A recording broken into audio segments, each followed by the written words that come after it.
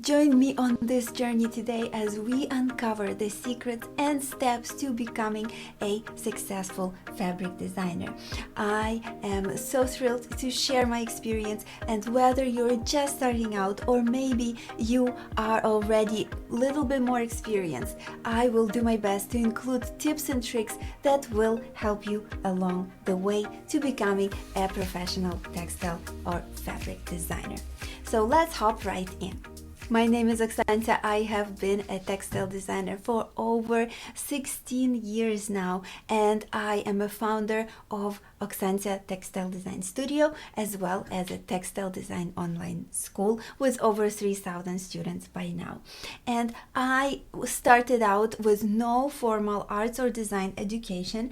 I studied languages and literature in college, and I was always fascinated by the artist's lifestyle. I always wanted that, but I never really took steps until the first step, number one, I'm going to share with you on this journey today. And that step is decide for yourself that you want to be a creative person. In this particular case, we are talking about decide to be a fabric designer. So maybe you have a little bit of experience with fabric design, maybe it's just so new to you yet, but it's such a beautiful, interesting world, and the world of an artist, designer, and a little bit of an engineer who knows how to put beautiful designs together that will improve the look of a product, a stationery, clothing, fabric, like I have here. And this is a little stack that I keep in my studio, and I have more all over. You can see behind me over there. But a fabric designer is a person who designs beautiful artwork that repeats seamlessly so that it can go on and on and on forever on a piece of fabric, or maybe on a wallpaper, right? Or a gift wrap, or clothing, or packaging, things like that. So a person who is an artist, a designer, and a little bit of an engineer in one, that would be a fabric designer. They're also called textile designers, surface pattern designers, print designers, many names all over the world for our profession. But nevertheless, it's the same thing, and there are little differences in any particular project that you would be working on. But in this particular video, we are giving you a guide, step by step, a high level overview of what you will need to achieve and accomplish. And you can dive deeper into any of these topics right here on my online channel, because I have videos on all kinds of different topics that will be helpful for you, linked in the description below. So to sum up, the first step is to give yourself permission to become a fabric designer, even if you have no education necessarily right now. Or maybe you do, and that will only help you and speed up the process. So both are great. Step number two is to educate yourself. Many different means are there to educate yourself. For example, right now you're watching this video, you're already educating yourself based on my experience that I'm sharing with you. But there are also online courses. You can go to university or arts academy, depending on where you live. But in my case, back when I was starting out, there were not many resources available online. So I had to piece little pieces together. Thankfully, right now on my channel, you can for free get a lot of useful information already. And by the way, I created an awesome workbook checklist how to become a fabric designer that goes right with this video, with all of these steps, with extra explanations, and with a checklist for you. You can get the ebook in the description by following the link there, or in the info card in the corner of this video. There are a few different parts that you need to be educated on. You need to know how to actually create the artwork for this business, for fabric design. This artwork is called repeat patterns. Sometimes they're called seamless patterns, seamless prints, and I will call them repeat patterns in this case. And you will know how to create them so that they repeat seamlessly and stretch on and on and on for miles if you want to print them on a wallpaper that will cover a whole big wall in the house, for example. That would be a good example. But the actual design, it needs to be created in a seamless repeating tile, and that tile you will need to know how to create. Another thing that you will need to learn is how to actually set up a business, for example, in your country. What documents do you need? What do you need to apply for? That's another thing. Another thing is you will need to learn how to market your services, how to actually work with clients. All of this comes into the education part of things. I will share in this video a lot of useful tips already to get you started. The next part that is very important on your education journey is the software. So in my case, it's Adobe Illustrator, but it can be Photoshop or other types of software as well, depending on particular purposes that you need to create for. And here is a cool tip for you that will save you a lot of time and frustration. Do not learn all of the little features, tips, and little kind of techniques with any particular software. There are so many hours and months and years you can spend on that. I recommend that you learn the basics of any particular tool, let's say Adobe Illustrator, and then you learn specifically step by step how do you implement that tool for a particular purpose. For example, designing vector repeat patterns. That will save you so much time because you will be focusing on that particular niche, and then over time you can set yourself every week a little bit time to keep learning the software even beyond that particular need, so that you have the skill of that software at a larger scale. But this will actually teach yourself a software and teach yourself an actual skill with that software, for example, vector repeat pattern design. Now we are on to step number 3. Build your fabric design portfolio. Now that you learned the basics of the software and you started creating your repeat pattern designs, now you need to start building your portfolio. The portfolio of a fabric designer can consist of a one-off prints. Let's say this is just a print, it's not a collection, or it can consist of a pattern collection. And pattern collection goes together so that multiple aspects of a product line or even one product, and the pattern collection is needed when you want to design, let's say, a product that will have the outside will be one pattern and the inside or a little pocket will be a different pattern, which would be matching to the original pattern. Again, or it can be a line of products with matching designs in it, a similar color, similar topic, similar elements, but they are still different and add more interest. How big your portfolio needs to be in this case, I have more videos on this on my channel, you can look it up, but in particular you need a large portfolio to start seeing good results and start seeing income from your artwork in the form of royalties. So a little bit of money every time that your artwork gets sold automatically on one of the websites, or maybe from licensing them to a particular client. All right, so I recommend creating and aiming for your first 100 designs, then your first 500 designs, and keep on growing your portfolio beyond that. My personal portfolio over 16 years by now has over 10,000 designs, templates, repeat pattern designs mostly, but also templates and illustrations, placement prints, borders, and little design elements that I extracted from my graphic design work. You can get there over many years, so don't worry about it, which is totally doable. It was for me and it will be for you. Just focus on creating little by little over time. Step number 4 is to sign up to platforms that will be used to sell your artwork automatically. People come into those platforms, they look, for example, for a repeat pattern with roses, with pink roses, and here is your pattern. They download this pattern by paying, and the portion of the fee goes to the website for marketing and hosting and selling, and the rest goes to you as a creator. And this process is automatic, so you don't necessarily have to talk to a client. I really like this part, this automatic side of my business, because it literally brings in royalties for me as an artist for many years now, as I sleep or take care of my daughter or do what I need to do, right? So or maybe I'm creating new designs and the old ones are still selling, and I call it my semi-passive income in the form of royalties for a designer.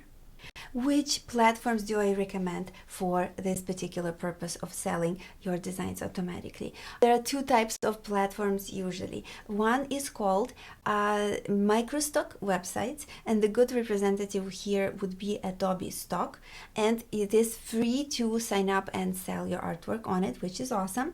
And the second one is called Spoonflower, which is a representative of a print-on-demand websites for your fabric designs, and it has fabric and also wallpaper and home goods as well, so super cool. And you can also order your own fabric on it, which is amazing. So also free to start selling on Spoonflower as well. Next is step number 5. It's create your own fabric collections, and together with supporting designs like border prints, placement prints, and other types of templates if you need to. Well, this is a skill that takes you from just designing one piece of artwork, to creating something of a collection that will go with it. A collection can have 4 designs, it can have 20 designs, and it can also have different colorways. For example, if I have a pattern such as this, for example, with my little snails, it can also be black and white with exact same artwork, and that would be a different colorway for this design. Even though the actual artwork and the pattern, the layout, the scale, everything stays the same. So this is the cool skill to master for a pattern designer, because those matching patterns that go well together as in a collection is very useful to know how to design. Your goal at this stage would be to design 10 pattern collections of your own.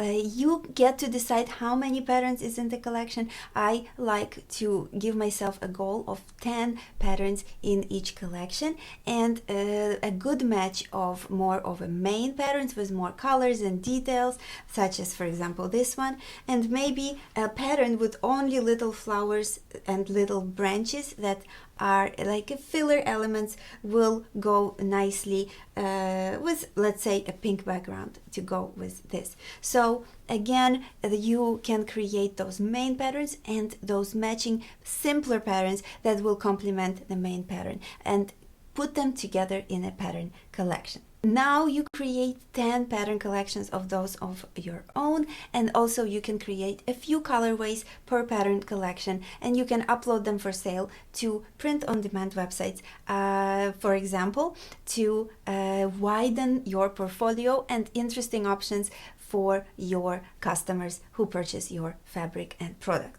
Next, we're on to step number 6 on our creative journey to becoming a fabric designer. And step number 6 is to print and order your own artwork on a few different products. It doesn't have to be a lot, but it just have to be samples of your various designs and pattern collections together, so that you can showcase your new skill as a fabric designer, and you will be able to take photos and videos of it for your marketing. What do I mean by that? Is, for example, here is a mouse pad that I have here in my home studio with my fabric on it. You just saw a stack of fabric here with all kinds of various designs I collected over the years, with featuring my artwork on it as well. Here is a mug with my yoga poses pattern that I have here in my studio. You can see more in the back. You can see another stack of my fabric. Of course, you don't have to order this much right away.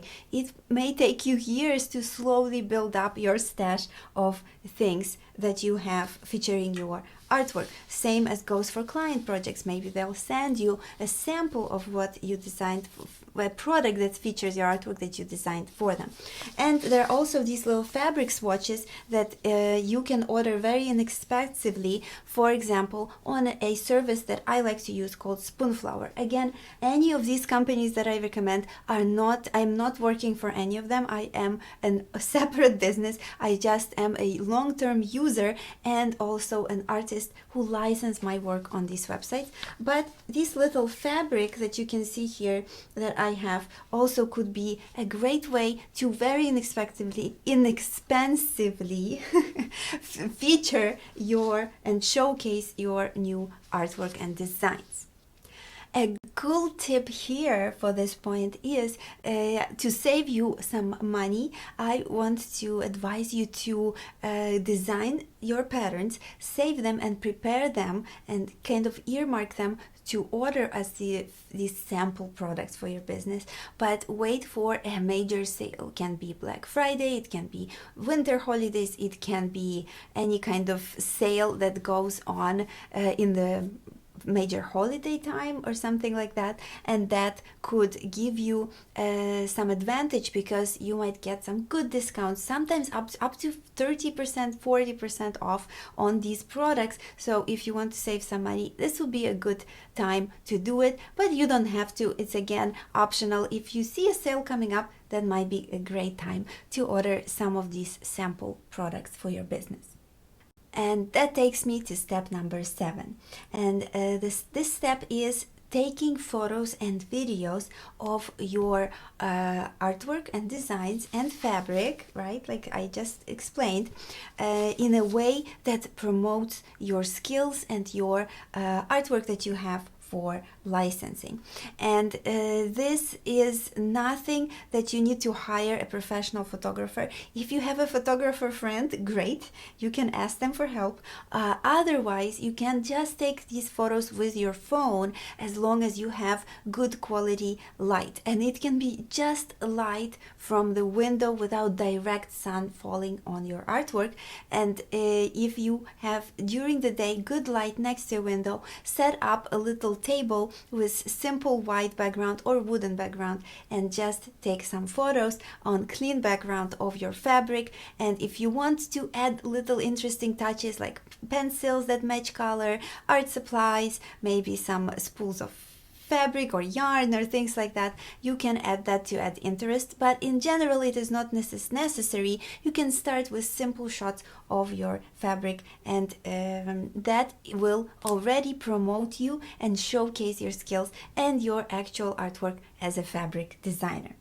I do recommend that when you take those photos, take little simple videos of them as well. And for extra points on this step, I want somebody, a friend, a family member, to take a photo of you with your fabric, holding your fabric, maybe working on your fabric, designing your fabric, working, kind of separating your, samples. So just showcase you in your work environment. And I have lots of pictures in my studio here, which are also very fun to take, and I always ask my awesome husband, who is very good with the camera. But you just need even just a phone, some good light coming into your room, and a friend who can take a few pictures of yourself. Even if in a crunch, if you have nobody to take any pictures for yourself, I would buy a simple tripod, put your phone on it, and just take pictures with that, even if you need it. Okay, so there's no excuse to take some cool promotional pictures, and you will use them in the next steps coming up.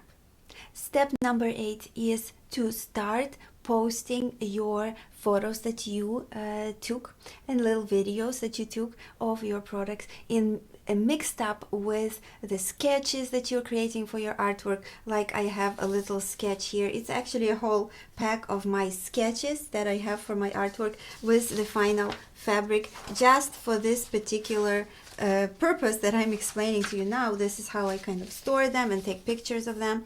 And once you have these pictures, sometimes you post a sketch, sometimes you post a fabric, sometimes you post an actual pattern that you created, a square with a little pattern in digital format. Maybe it's not printed yet on fabric, or you can print it on paper and take a photo with that way. But big tip right here in this step is to create a little logo watermark that will, for example, have your name on it, and if you want, you can put your email, professional email down there, and in the future you will put your name of a business as you develop it further. Let's say in my case it's Oksancia Textile Design Studio, and then I have my website. It's www.oksancia.com, and all of that is on my little logo that I put on top of my artwork and photos, so every time somebody stumbles upon this photo online, they will know who it came from, who is the designer, and they will easily find me and contact me for any particular work project. So great big tip here, and I do hope you take advantage of it so you protect your artwork and promote your business as a fabric designer at the same time. So where do you need to post these photos? I like to use Instagram for my online portfolio presence. I have a Facebook page where I put basically the same photos. I also have my YouTube channel, which is again optional. If you don't want to make videos, that's okay, but I do recommend it if you find it fun to try. It is helpful, and I also post all of these photos and little videos, short videos, and these long form videos on my website, in my blog, together with some extra text and some illustrations and photos that go together with each topic and each blog post. Very helpful, but just to get you started, I would say Instagram. I would go with Instagram and start growing your following and little profile there. But again, either you have your personal account and you want to clean up and switch it over to your business account as a fabric designer from now on, or I would rather you have a clean new account without your personal pictures that are not very professional maybe, which is, it's better to have a bit more of a fun but professional photos there. But I would love it if you get started just with Instagram, and you can add the others later if you feel like it's a good time for them, for your own business. And I do recommend that you use a short text or medium form text to go with each particular post or blog post or social media post. And I would love it if you added some hashtags that pertain to a particular design. For example, it can be a repeat pattern design, it can be fabric design, it can be a hashtag floral fabric or things like that, and particular flowers maybe that are depicted, or animals, or any kind of other subject depicted on that fabric that you designed, so people can find you easier. Step number 9, reply quickly to any potential messages that people send you to work for you. For example, it can be DMs or direct messages on Instagram. And if you get a message, I really love your design featuring cute cats, and I would love to design a little pattern collection for my handbag business, you need to reply to them quickly, ask them more about their business, about their project, and start talking with them about hiring you for your particular design. It's very important. And later, when you get an email contact form, you will get emails from your potential clients. So again, it's important to start replying to them quickly and in a professional manner. Step number 10 is to create a website for your fabric design studio that you are creating, even if it's just you working in it. That's totally fine. It's a very simple website. It can be even one page, but it basically hosts your portfolio, a quick information about you, meaning not your whole life story, but your services that you provide as a fabric designer, and then examples of your work. And you can also include a blog where you post those photos and updates from behind the scenes from your studio, your sketches, and things like that, your client projects, and that will also help.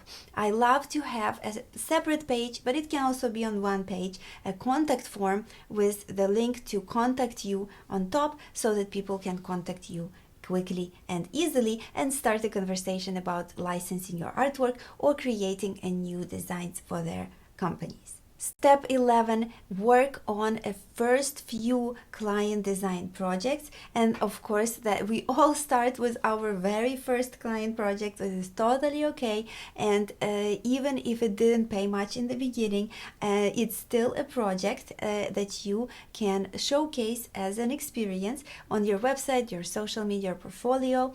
And I really encourage you to collect a testimonial from your client. When they say, "This is great, thanks," ask them to give you a few words about what they like about working with you, and that will definitely help. Feature these testimonials on your website, on your social media, and that will attract more prospective clients your way as a fabric design business.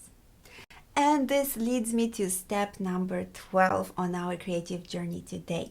I want you here, rinse and repeat. I want you to every week design more of the artwork, order more of the samples over time, create a little collection, a little studio for yourself, take photos and videos of everything to promote the behind the scenes, the projects that you do, the collections that you created, work with more clients, and get more and more testimonials that you feature on your website and your social media presence. And that in turn will get this wheel turning for your business, where you have more designs for sale, more income coming in, more clients to work with you, and that grows and grows and grows. So all of these steps, I encourage you to review them a few times so that you can memorize. And if you want all of these steps in a checklist that you can review, plus extra interesting tips that I created, because of course this journey has a lot of interesting nuances, I included some more tips for you in that checklist, and you can download it for free by going to the description link under this video or clicking on the info card in this video as well, and you will be able to request your copy of the free checklist, How to Become a Fabric Designer. Have you found this information helpful so far? Well, please give me a like if you found this video helpful. Subscribe to my channel because I create more of these educational videos for fabric designers. And I also would love it if you share this video with your friend who might find this useful. Want to learn more about all the different aspects of becoming a professional fabric designer? Well, click this playlist right here so you can see more of my videos on this topic and dive deeper with me here. Thank you so much for watching. Grow, love, and create. And I will see you in my next video. Bye!